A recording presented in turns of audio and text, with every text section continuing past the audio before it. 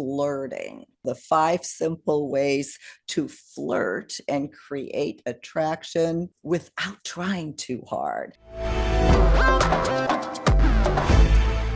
Thank you so much for tuning in again to Second Act TV.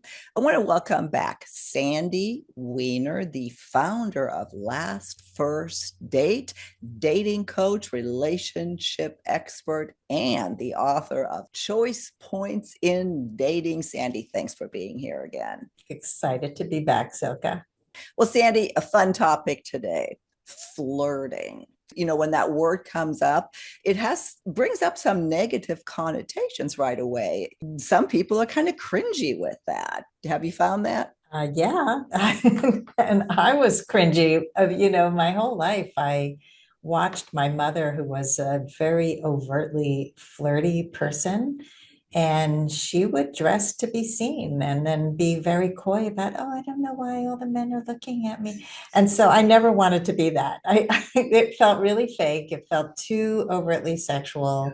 And it made me really uncomfortable. And I thought, if you're flirting, you're making a pass at somebody, but that's really not true. And so I learned how to reframe flirting as something very different. It's just you're expressing interest and you're being playful. And that's pretty much it. It should be at the beginning, because otherwise it's a little predatory. Well, and for women especially, we need to learn how to flirt and maybe be more overt about it, not in a sexual way, but in a way of expressing interest, because they're hesitant to flirt these days with everything that how our social interactions have changed. Let's put it that way. So let's talk about your article, the 5 simple ways to flirt and create attraction without trying too hard. And number one, so simple, but so many of us don't do it, make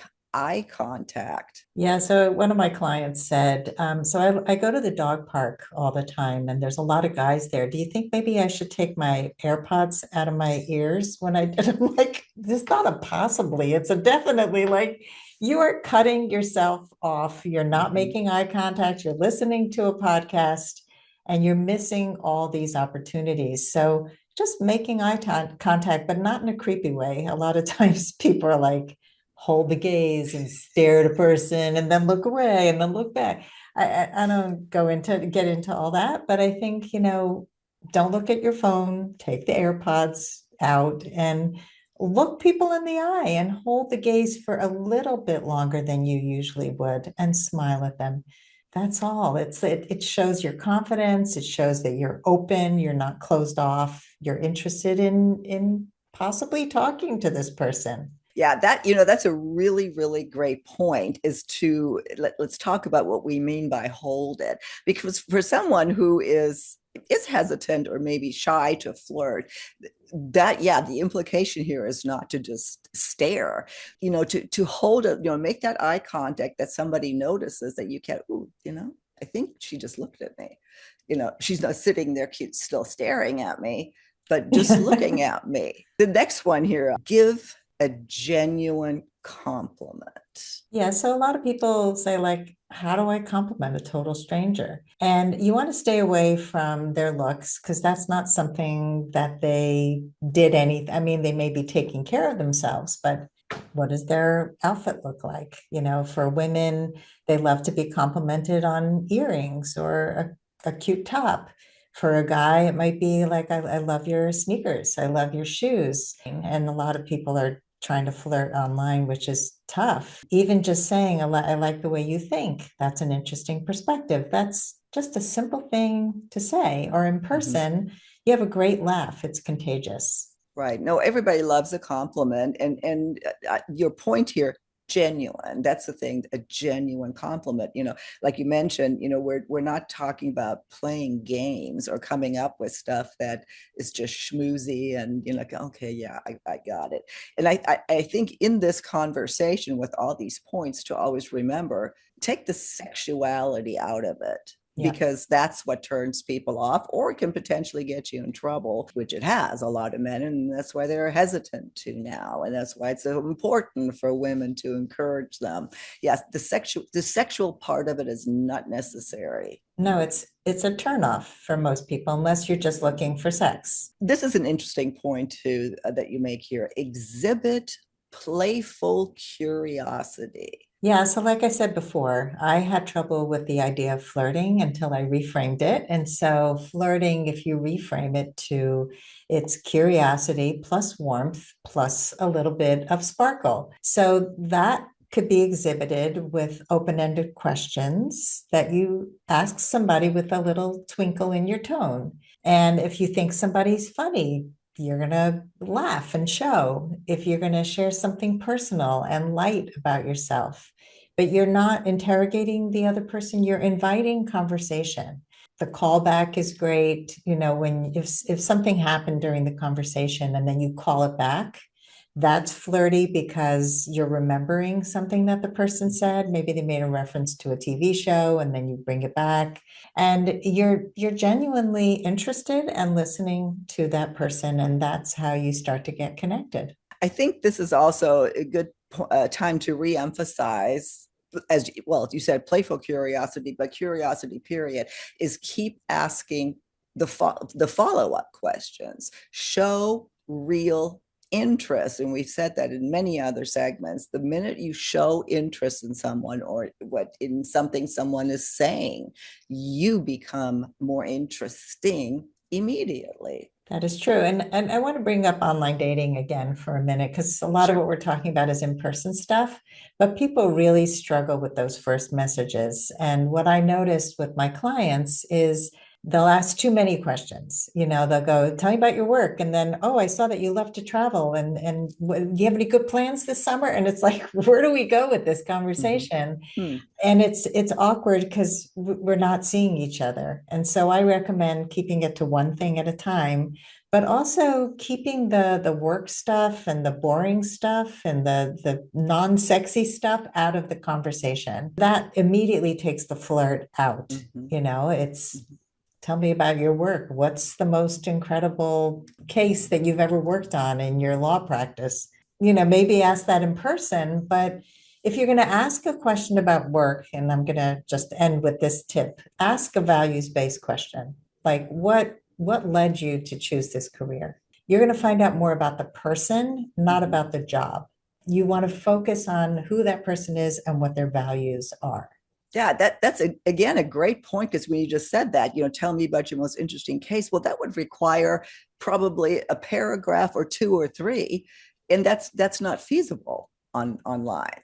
So just Yeah. being aware, yeah, of what is and is not conducive, to texting, online communication, and in person is really helpful Mhm. here. The number four here: lean in, literally and emotionally. That flirting isn't as much about body language as it is words. Yeah, I mean, this was something pointed out to me by a flirt expert many years ago. I didn't realize that I was often crossing my arms, Mm-hmm. holding my hands like, tightly in a fist or something like that, and not leaning into the person when they're speaking. So just leaning in slightly, nodding, showing that you're listening, not a lot, but nodding in a normal way, using your I do hands when you that. talk, mirroring the other person, mirroring their energy level. So if they're really high energy and you mirror that energy, then that creates connection. Mm-hmm. So those are all signs that you're engaged in that conversation. You're enjoying talking to that person. What popped in my mind again, I don't know if I've said it here or before, but the Barbara Walters documentary again. What I noticed, her most successful interviews, some of the biggest ones, she was totally leaning in towards the person. To me, that was such a great example of understanding what body language, can do for you. She also, I noticed this, and let me ask you that, she touched people a lot. Is that still something you would recommend? I mean, I know that that sends a message, but what are the, what do you need to consider there? Yeah, there's parameters. There are people who are more comfortable with touch than others, but I would Mhm. just limit your touch to certain parts of the person's body. I once went on a date and the guy put his hand on my lower back as we were just starting to get to know each other. And that kind Mhm. of made me like jump a little So, bit mhm, because I didn't know him yet. And mhm, what I recommend is, touching somebody's arm, like, like around here or here, that is kind of safe territory, maybe a shoulder, mhm, but keep it pretty PG and don't touch too much and watch for the person's response. But mhm. just a little tap to show that you're, kind of emphasizing something that can also be attractive. One thing I noticed lately, and that is driving me kind of crazy or puts me off right away, and I'm not talking about dating, but just in general, interaction with people, is people who come up, go, oh, I'm a hugger. When you just meet them, it's like, well, I'm not. Yeah. So, I mean, the reason I bring it up because I had that happen to me a couple of times on dates, and it was just an immediate turn off. That is such an invasion of someone's space. So the touch can do a lot of good. It can also immediately put you off. So really think about it. And that's an important point, Soka. I just want to say that if you are not a hugger, you've got Mhm. to let people know. And if you are a hugger, you should be checking in before going in for the hug. And how you end a date also. Do you hug? Do you kiss on the cheek? Do you shake hands? Yeah. And I suggest if you do shake hands that you cover the person's other hand, you cover with both hands. So you're Mm. basically shaking hands, but you're doing more of a warm handshake instead of a work handshake, if that is your comfort zone. So don't be standoffish, but also let people know it takes me a little while to warm up to a hug or a kiss. And I'm not, I am a hugger, but I certainly wouldn't do it. To me, it's just inappropriate when you don't know someone. Mhm. Finally, here, number 5, step into your confidence. That confidence is the most attractive and sexy quality of all, and maybe the most difficult one to display. No. Yeah, so what I did when I wasn't feeling so confident in the beginning after my divorce, it was awkward dating. I felt very much like I was being judged and I had to be Mm-hmm. chosen. I learned to, first of all, dress in clothing that made me feel good and feel confident, and then walk into a date with my head held up high. And even if I wasn't feeling it, to act as if, and there's actually scientific proof that if you embody the confidence or anything that you want, you will start to actually change your brain into believing that you're confident. And then just to know that we've been through a lot at this point in our lives. We've accomplished a lot. We are a lot. We are lovable. We are wonderful, and own it. We're not just there to be chosen. We're also there to choose. See, that again, two important words you said there, be a chooser, 3 words actually.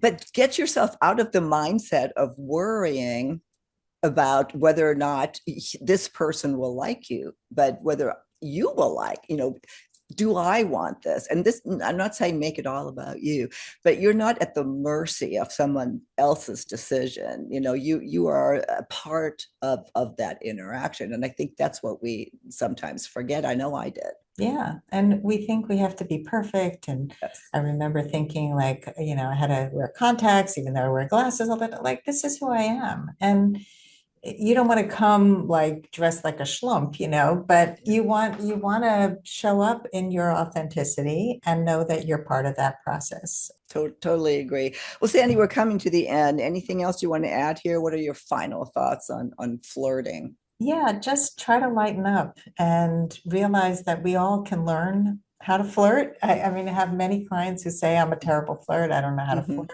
What I find is that what gets in the way is when you get in your head and think I'm doing it wrong. Mm. And so get out of your head, get into your heart if you can. If you have a thought, say it. Don't keep it in your head.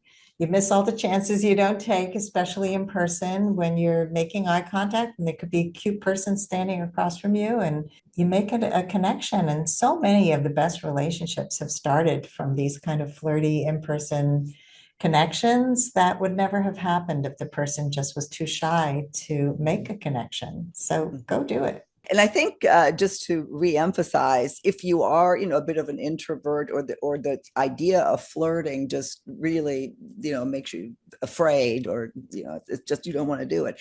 The easiest way to do it really is the first step, the eye contact.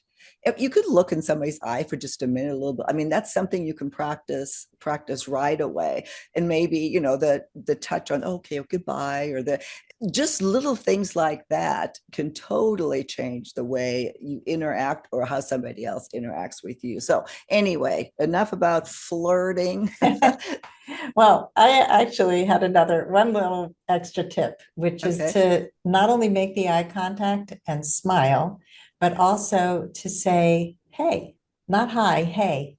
And this is something I learned from a communications expert that when you say, hey, it's more friendly. And the person who's interested is going to feel a connection and be interested. And the person who may not even be available is going to go, hey, and walk away. The other person's like, hey.